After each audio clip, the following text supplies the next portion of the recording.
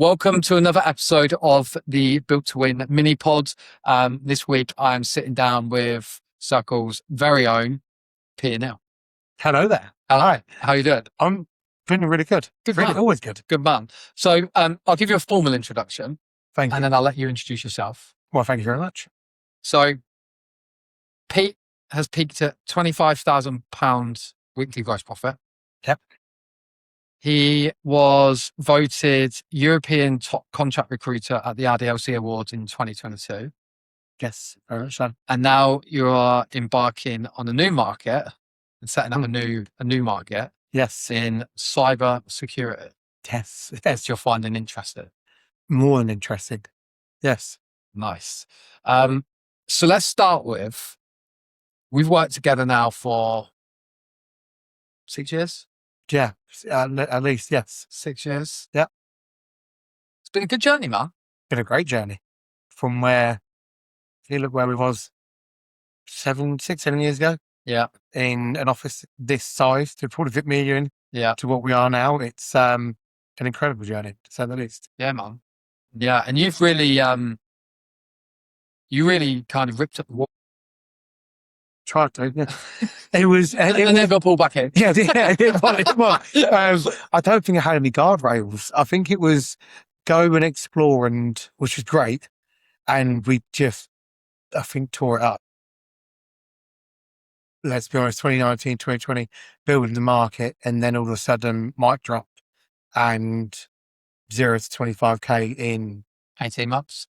Yeah, in theory, from starting and building the market, it almost went, it's all inside 6 months. If you look at the first placement, and wow, yeah, it just went insane. And that's where we then, I think, put the guardrails up and properly went down. Niche. Absolutely. And just go for it. That was it. Yeah, man. When you look back and you think about like certain, because we all have limiting beliefs, we all have imposter syndrome, right? Yeah. Obviously, you came into a business. There was only 5 people, right? That was number 6, yeah. When you first joined, obviously everyone was doing pretty good numbers. Yes. What kind of belief did you have to kill really early on to level up? It was, I think you were right about the whole imposter. To go into a business when there's 6 of you and I'm number 6. I was still billing at the time as well. Yeah. You were still on the phone. We had 4 or 5 other teams, and everyone was being very successful in their own market. We were trying to find,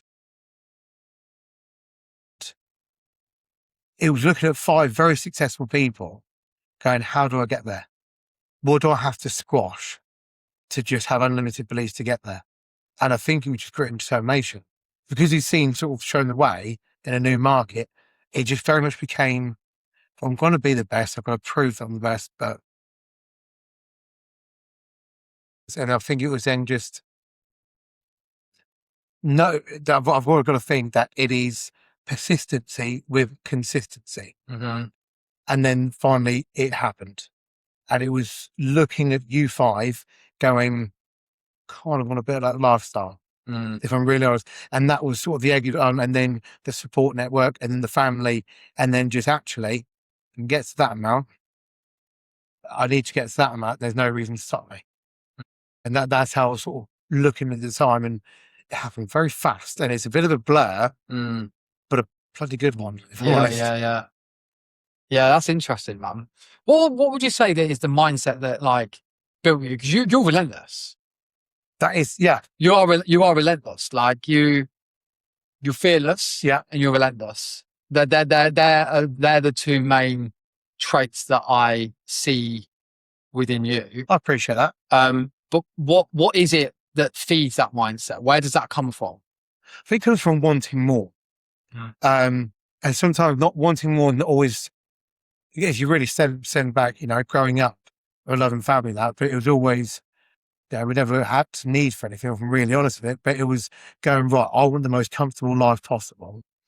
What career is going to, suit that needs? Me and you sat down, said this career can offer that, and by Christ it has. And now in my situation, having my partner and the kids, giving them the best life. But if you switch it back to 5-6 years ago, it was just the unwavering relentless. That's as you said. But in my head, if I tell someone I'm going to do something, I'm going to do it. So it was building them relationships, knowing that I'm going to be the first person they're going to call, even if that's after 1, 2, 3, 4, 5, 6 calls, 6 no trains, anything like that, to say that I'm still here. I've been the one that stuck all the way through. You said no so many times, but I've been the one that consistently called you because I've told you I am. If I tell myself I am, I'm very strict on my own principles. Sometimes it can be a lot of work, but it pays dividends at the end.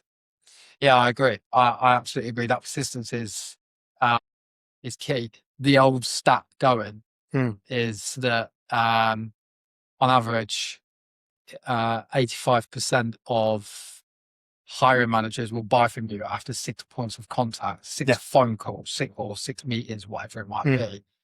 But less than 10% of the recruitment industry go past the third engagement. Yeah.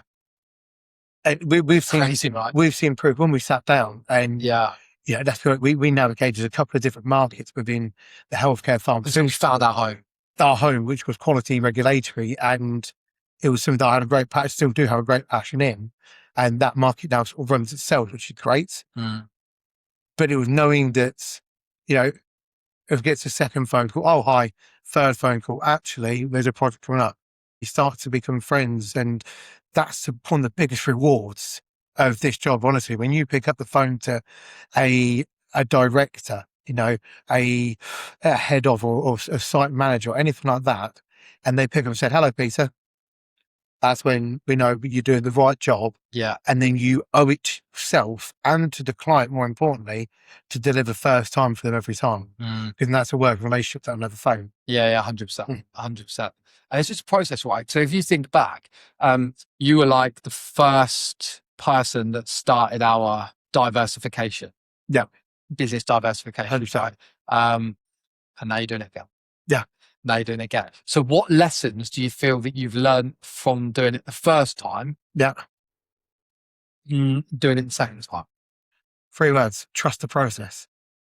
Has to be. We have to have a process in place. I think first time we went to go off, and then the guardrails came up, and then we looked at the diversification, and it was right. How we're going to do this? We put a process in place that is almost, it's idiot proof, but it's bulletproof as long as you stick to it. Yeah. And I know it sounds, the old sales process. It's not. You're building your journey and your desk in that way. You have genuine care for your clients and your contractors. You stick to that process, then it's bulletproof. And I hate to say it, but then it's reach for the stars, because then you can prove in that process that it's working, build your own market like we did before, build your own team like we did before, and now reversing back round. So what I've learned for the first time is simply, just trust that process. People pay a lot of money. Yes, I know they would. It's you drag and drop it, any market, any location, any time. I was just about to say, literally. And if this is not, we've come from quality and regulatory, passion of mine in healthcare, right? We know that process has allowed that team to be self-sufficient, right? And now we're drag and dropping it in cybersecurity. Again, another great passion. Just I think because the aerospace defense, that don't particularly interest me, but the same parameters work. And I'm building some fantastic relationships with clients over the past sort of 6 to 9 months, especially, where that trust is now coming in, but it is the process, and you can drag and drop that model into any vertical area. And we have. The proof's on the sales floor. Yeah. Find me a sales floor, got 50 people the way they are right now. Yeah, that's true. It's so true, man. It's so true. We talk about mindset a lot. Yeah. Super passion. It's a big passion of mine. It's a big passion of yours. Yeah. I think when you actually, people can go through their whole life and not really understand how you can improve your mindset. Yeah. That's sad. Yeah. No one has the perfect mindset, but you should be able to have the perfect process to improve your mindset and compound that over a period of time, right? Yeah. But when we look back and we think, the success that you've had in recruitment, like, when did you realize, it could be when you're 3 years old, Mhm. could be last year. When did you realise, like in life, no one was coming to save you? It's all on Peter Neale.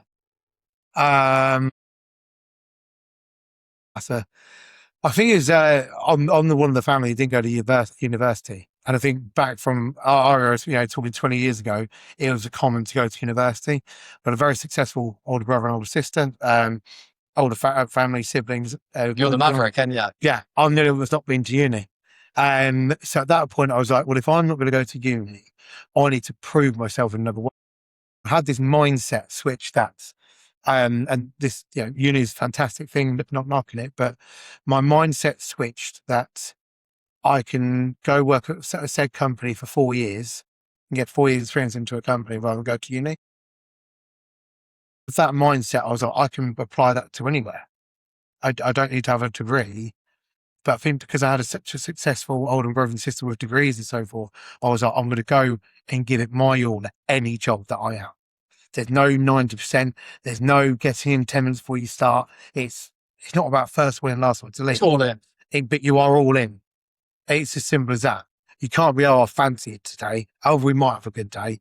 You give 110% every day, because at an early age, I was like, right, I want to be sort of, I look up to my brother and my sister, and I wanted to be them and go, how can I be them without a degree? And I think the whole degree from back in our age was, you made it. So my mind was like, I'm going to make it in the work world, and I'm going to show them how good I am. So interesting. I heard this phrase, I can't remember where I heard it, but the best people in recruitment have a chip on both shoulders. They've got right. Yeah. They've got something to prove to somebody else. Yeah. And they've got something to prove to themselves. Yeah, 100%. Right? They are smart, but they are the best people that ended up smashing it. Yeah. In recruitment, people with a chip on both shoulders. Not in an egotistical way, not in an arrogant way. Yeah. I've got something to prove to somebody else. Yeah.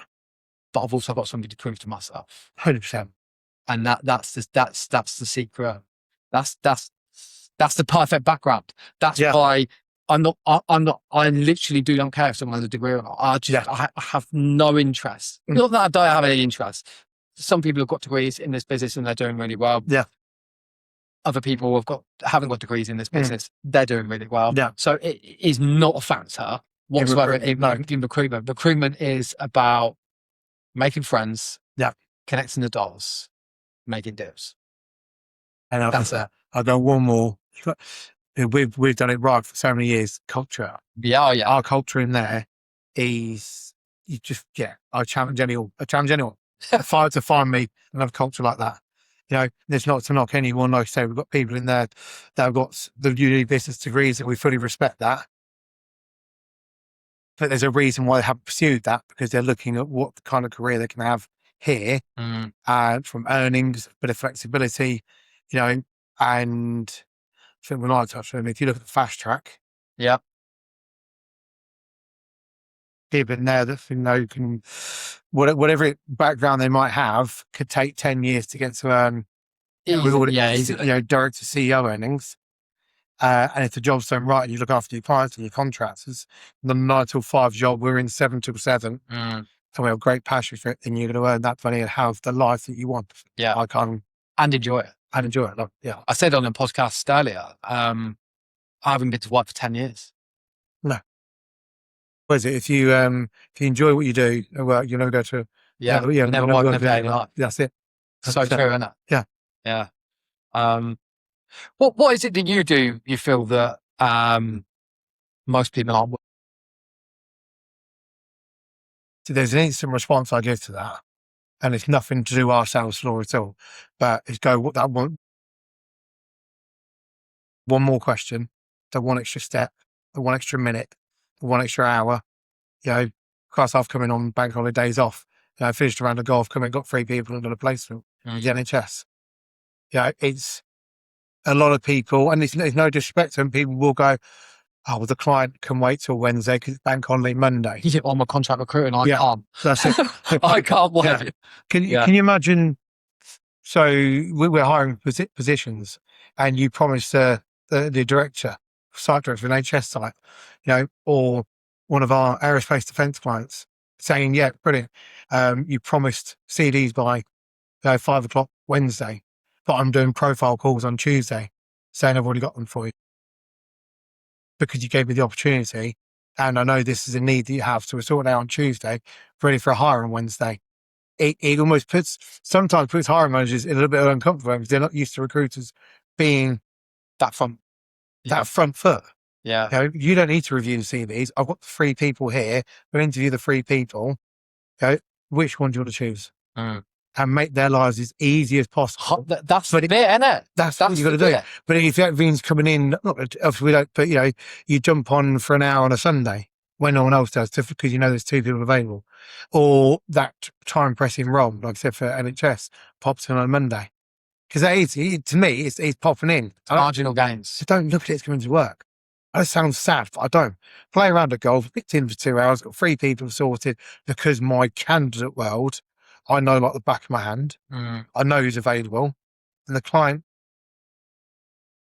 2 months, and you sorted it in 48 hours. That's what we do. Yeah.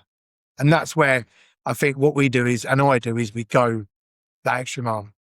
We care. We care. It is. We care. Yeah, man. 100%. And we want to show off. It is a little bit, yeah. We want to show, we want to showcase to clients why they gained this opportunity. Absolutely. 100%. And to be fair, even yesterday, extremely large consultancy firm that I'm working with, great guy, rang him a few times because I promised him that I would send profiles for booking a week ago, which I did about 4 hours earlier than the time I started.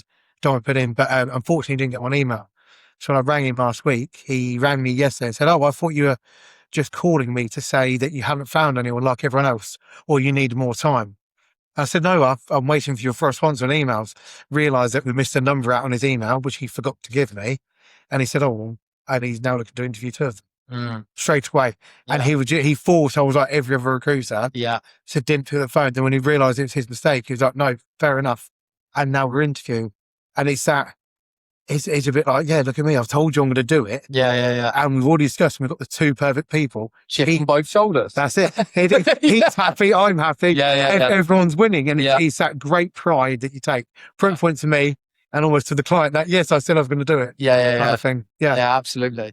I don't think anybody on the planet can be motivated 100% of the time. It's impossible. You're going to have the ups and downs. So what is it that you have in place for when you're because I would never see. I see you a lot. Yeah. Right. I never see you not motivated. So your exterior is always motivated, even if deep down you might be having a bad day. You hit traffic on the way in, or something that just affects you, right? So what is it that you do to ensure that that your standards are there? You know the answer to this. I scream out the car on the way in. No, go on. Tell me, and right. So I've got a thing that if I wake up in the morning, and is one of them things where you think, and about today hasn't just started right. Yeah. I'm very fortunate where I live that I get to drive some beautiful back roads.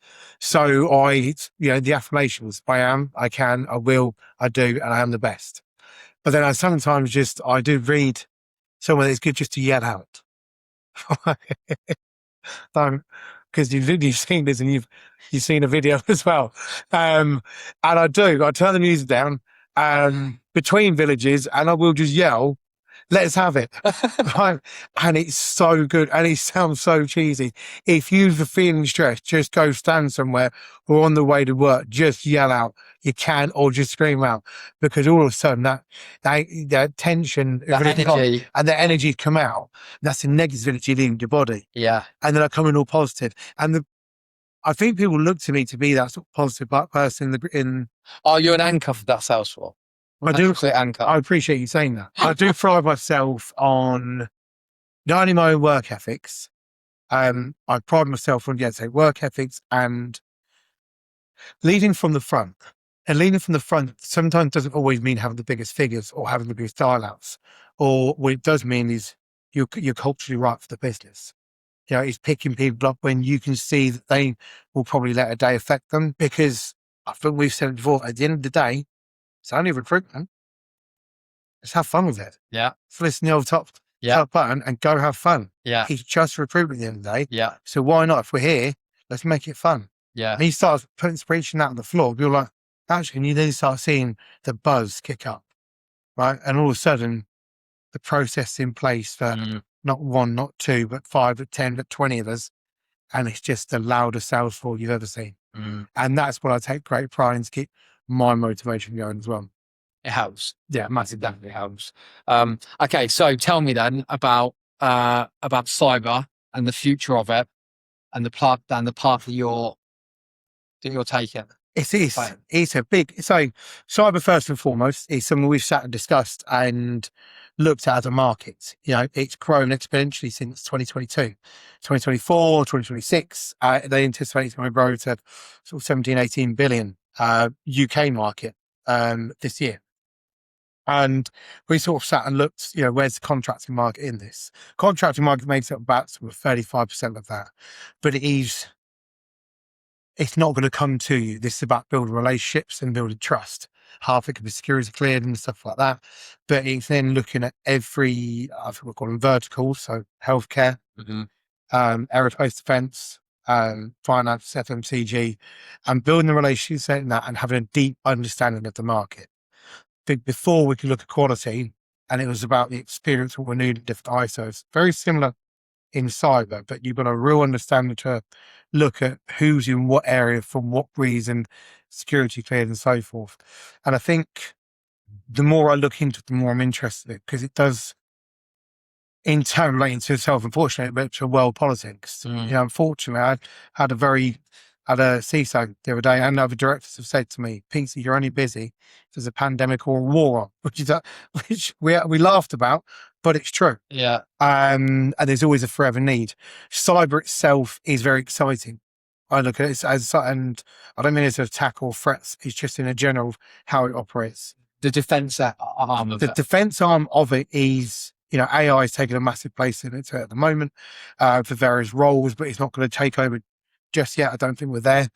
When you look at just how people operate, the intricate size, something we would take for granted every day.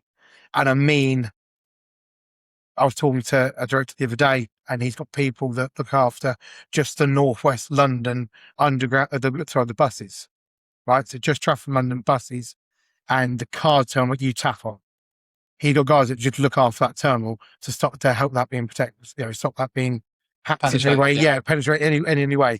And that's something that we've jumped on the bus plenty of times and don't think about. But there's people out there looking after that. Then through to wide scale, you know, threat detection, analyses, pen testers.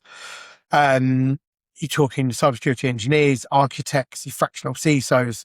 There's so many areas to the market. And I think where the interesting part for me is, it's not according to regulatory, but just chipping away, which is fine to get really understanding this and how important quality regulatory was to healthcare. It's how important cyber is to run everything. Absolutely everything. Yeah, absolutely everything. And that's where.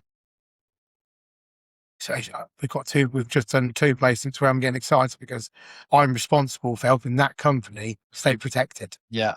And I like that. Yeah. I like that. I've had some sort of input. I'm not a cyber specialist. I understand. But you know how to find one. But I know how to find that's it. And then part of me goes, I've said big company, I won't name, but I've looked after them, and part of me feels responsible that I'm doing great for the world as such. So yeah, we're doing what? 9, 8, 12 months in now, and it is a very exciting market. What's the future of it? What's the future of that division within Circle? Cyber threat is never going to go away. There's projects, but your consistent need for.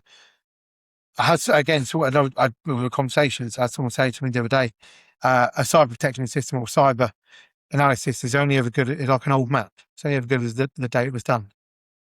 You know, there's always a threat there. You know, and it doesn't make a difference if it's from patient records through to finance background or defense.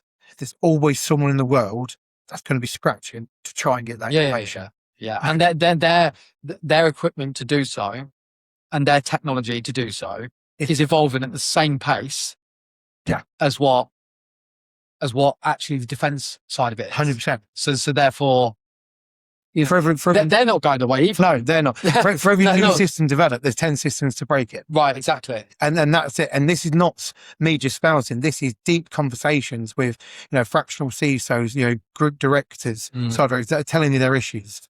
They're telling me why they've got large scale projects. And part of it's thing to answer another question. What I find exciting is, with some of the markets, I've never had to sign so many NDAs in my life, or looking to, and you then are treated with a lot of respect for it to look after that business. Yeah. Because unfortunately, it's a forever threat. Consistent threat is always happening. Yes, there's systems in place, but again, there's systems to override that. Yeah. And when you've got a big company, small company, SME, that's putting your trust in you to find the right people, to hit the bullseye first time every time. Yeah. Something I take great pride in. You feel then part of that journey. Yeah, 100%. You can't say names of clients, right? Because the way it is, but you're then going, actually, I've saved them money, take the headache away. They're good for the next 6 months, whatever it might be. And there's a great pride in, the secretive side, I guess, looking after it, so to speak.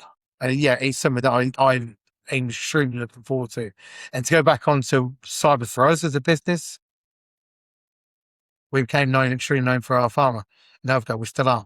So it's going to be, Circle Cyber as such, whatever it might be in the future. I see it growing exponentially. Year-on-year growth as we've seen. If we look into the European market, I believe so. Yeah. Me personally, build my team up. Yeah. And have our own full-fledged division. We have got, but it's only going to get bigger. I am absolutely excited to see that growth. It's been great having you on, mate. Thank you. It's been really good. I appreciate it as always. Thank you very much. Thank you very much.